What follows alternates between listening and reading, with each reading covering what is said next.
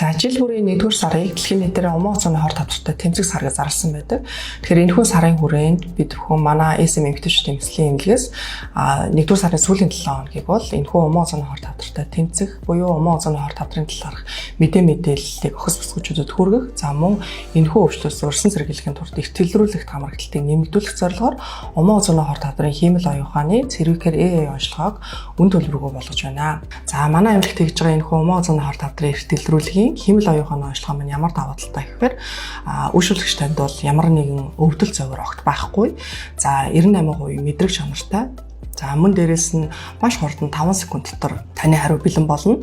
За мөн энэхүү цэрвикэр онцлогоонд маань 6 сая дата мэдээлэл бүртгэлтэй байдаг гэсэн. Тэгэхээр энэхүү дата мэдээлэл нь зөвхөн зургийн хэлбэрээр биш, умуу оцооны тэрхүү хор тавдрын PAP тест буюу уламжлалт аргаг Pap smear тестийг хослуулсан. За мөн дээрэс нь эдийн шинжилгээний мэдээллийг хамт агуулсан байдгаар илүү давуу талтай гэсэн үг шүү.